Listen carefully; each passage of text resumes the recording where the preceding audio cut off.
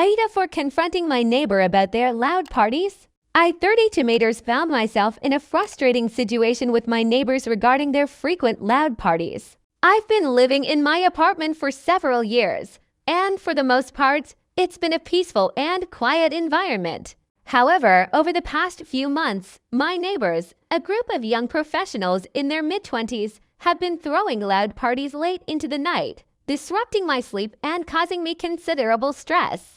At first, I tried to ignore the noise and hope that the parties would be infrequent occurrences. However, as the parties became more frequent and the noise level escalated, I found it increasingly difficult to tolerate.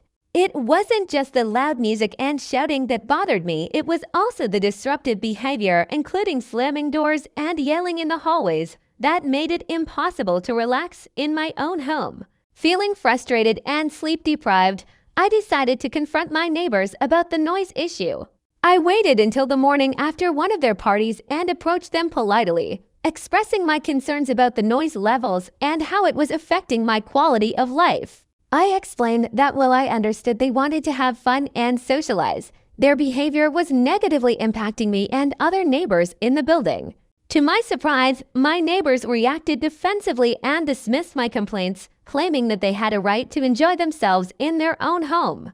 They accused me of being overly sensitive and suggested that I should just get earplugs if the noise bothered me so much. Feeling frustrated by their response, I tried to explain that I wasn't asking them to stop having parties altogether, but rather to be more considerate of their neighbors and keep the noise levels down, especially late at night. However, my neighbors were unwilling to compromise and insisted that they had every right to make as much noise as they wanted in their own apartment.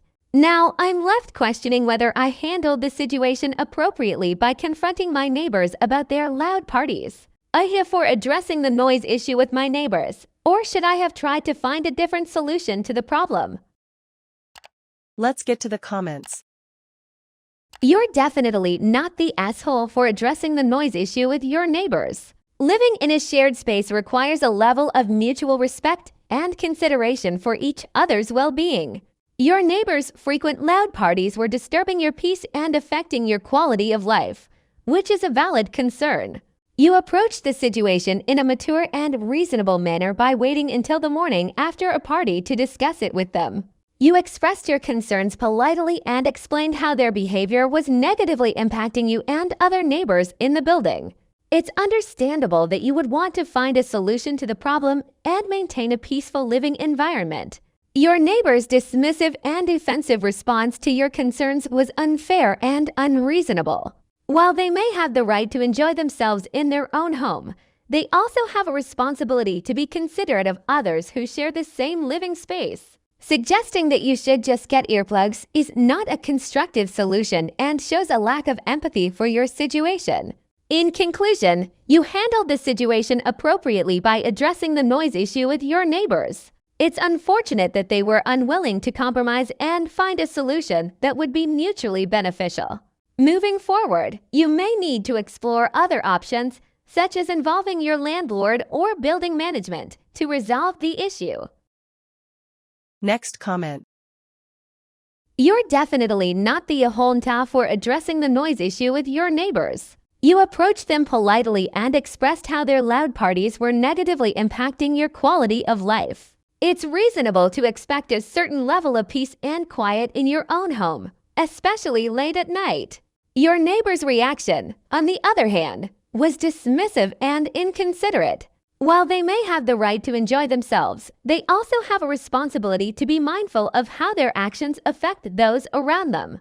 Suggesting that you should simply get earplugs is not a solution to the problem and shows a lack of empathy for your situation.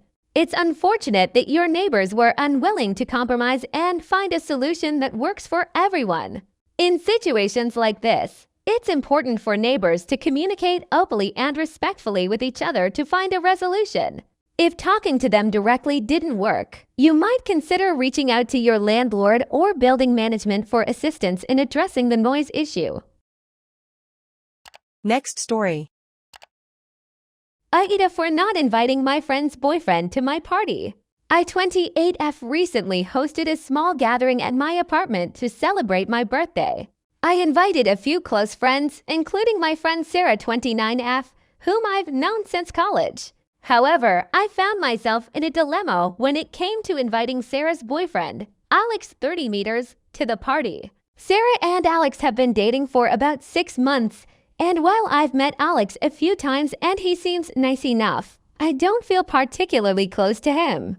Moreover, our gatherings have always been more intimate, consisting of just our close friend group, and I wasn't sure if I wanted to invite someone who wasn't part of our inner circle. Additionally, I know that Sarah and Alex have been having some relationship issues lately, and I didn't want any potential tension or drama to arise at my birthday party.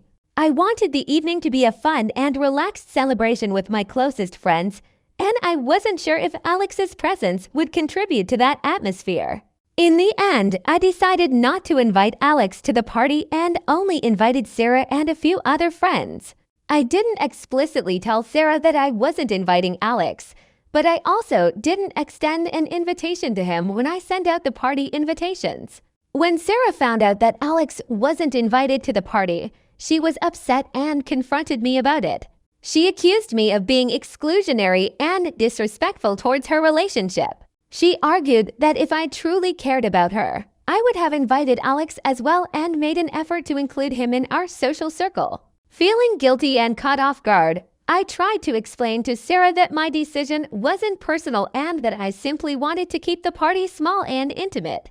I reassured her that I still valued her friendship and respected her relationship with Alex. However, Sarah remained upset and distant, making me question whether I made the right choice by not inviting Alex to the party.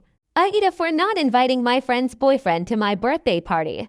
Or was it justified given my desire for a smaller gathering with close friends? Let's get to the comments. You're not the asshole. Planning a guest list for your birthday party is a personal decision, and you have the right to invite whomever you feel comfortable with. Considering the intimate nature of your gatherings and the potential for tension between Sarah and Alex, it was reasonable for you to opt for a smaller celebration without him. While Sarah may feel hurt by the exclusion, you acted with consideration for the atmosphere you wanted to create at your party. Your intentions were not malicious, and you made efforts to explain your reasoning to Sarah. Ultimately, prioritizing your comfort and the vibe of your celebration doesn't make you the asshole. Next comment. You're in a tough spot. Navigating social gatherings, especially ones you host, can be tricky when it comes to who to invite. It's understandable that you wanted to keep your birthday party small and intimate, especially if that's the dynamic you're used to with your close friend group. However, excluding Sarah's boyfriend, Alex, could be seen as insensitive, especially considering they've been together for 6 months. While you may not feel particularly close to him, he is an important part of Sarah's life, and excluding him from the celebration may have hurt her feelings. Perhaps a compromise could have been reached by discussing your concerns with Sarah beforehand and explaining your desire for a smaller gathering.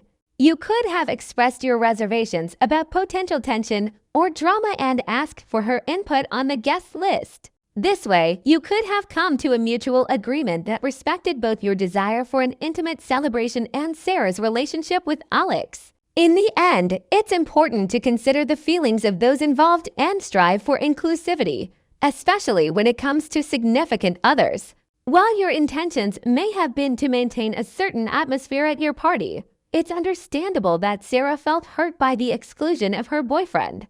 So, in this situation, you might be considered a bit of an asshole for not inviting Alex, but it's a lesson learned for future gatherings.